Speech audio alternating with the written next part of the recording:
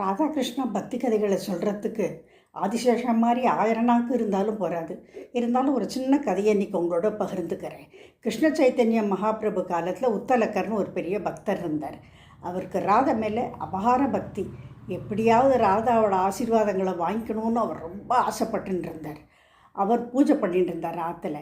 அப்போ அந்த ஊரில் சரஸ்வதி நதி ஓரத்தில் ஒரு பொம்மநாட்டி ஒருத்தி துணி துவைச்சுன்னு இருக்கா. அந்த துணி துவைச்சுன்னு இருக்கும்போது அங்கே ஒரு வளையல் வியாபாரி வரான்.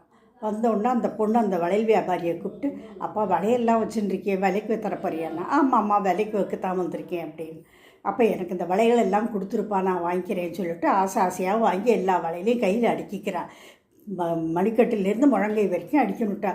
அந்த வியாபாரிக்கு தான் என்ன மனபிராந்தி பிடிச்சது போட்டிருக்கு, இந்த பொண்ணு எல்லாத்தையும் வாங்கி இப்படி அடுக்கிக்கிறதே அப்படின்னு அவன் நினச்சிக்கிறான். இருந்தாலும் வியாபாரம் ஆகிடுதுன்னு ஒரு சந்தோஷமாக இருக்குது அவனுக்கு. அப்போ திருப்பி அந்த பொண்ணு என்ன பண்ணுறது, எல்லாத்தையும் வளையலை வாங்கி போட்டுட்டு திருப்பி துணி துவைக்க போய்டுறது. அவன் கேட்குறான், அம்மா வாங்கிட்ட வளையலுக்கெல்லாம் பணம் தரலையம்மாண்ணா. பணம் தரலையே, அவனுக்கு மறந்து போயிட்டேன்னா. அச்சிச்சோ அப்படின்னா ஒன்று பண்ணு, இந்த ஊரில் உத்தலகர்னு ஒருத்தர் இருக்கார், அவரோட பொண்ணு தான் நான் வளையலை வாங்கிட்டேன்னு சொல்லு, அப்பா பணம் வந்துடுவார்.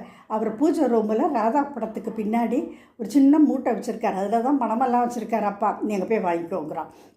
சரி, நீ என்ன பண்ணுறான், நம்ம கிடுகிடுன்னு உத்தலகர் வீட்டுக்கு போகிறான். அந்த உத்தலகர் வீட்டுக்கு பூஜையை முடிச்சுட்டு அவர் அப்போ தான் வெளியில் வர்றார். வந்து பார்த்தா என்னப்பான்னா, இந்த மாதிரி உங்கள் பொண்ணு வளையலை வாங்கிட்டு இருக்கான்னு அவர் தூக்கி வாரி போடுறது. இந்த வளையல் வியாபாரிக்கு அப்போ தான் தெரியுது அந்த ஆசாமிக்கு ஒன்றும் கல்யாணமே ஆகலைன்னு. அவருக்கு என்னமோ மாதிரி ஆகிடுது. எனக்கா பொண்ணா அப்படிங்கிற. ஆமாம், அவங்க ஒரு பூஜை ரூமில் ராதா படத்துக்கு பின்னாடி பணம் இருக்காமே, அதை எடுத்து தர சொன்னால் எனக்கு கொடுங்கோ அப்படிங்கிறான். உள்ளே போய் பார்க்குறா, கரெக்டாக ராதா படத்துக்கு பின்னாடி ஒரு மூட்டை பணம் இருக்குது. அவர் அங்கே வைக்கிற வழக்கமே கிடையாது. அதை எடுத்து அந்த வளையல் வியாபாரிகிட்ட கொடுத்துட்டு, அப்பாப்பா எங்கேப்பா நீ பார்த்த அந்த பொண்ணை, எங்கே பார்த்த, கொஞ்சம் காமி எங்கிறாரு. என்னென்னு அவருக்கு புரிஞ்சு போயிடுத்து ராதையோட இல்லைன்னு. அந்த வளையல் வியாபாரி அவரை கூட்டின்னு வரான், உத்தலகரை கூட்டின்னு வந்து அந்த நதிக்கரையில் இங்கே தான் பாருங்கோ, நான் அங்கே தான் பார்த்தேன் அப்படிங்கிறான். அப்போது அந்த நீர்நிலைக்கு மேலே 2 கைகள் வசந்து தெரியறது. கை முழுக்க வலை கலகலன்னு ஒரே சத்தம். அவருக்கு ஆசீர்வதிக்கிறாப்பிலேயே இருந்தது.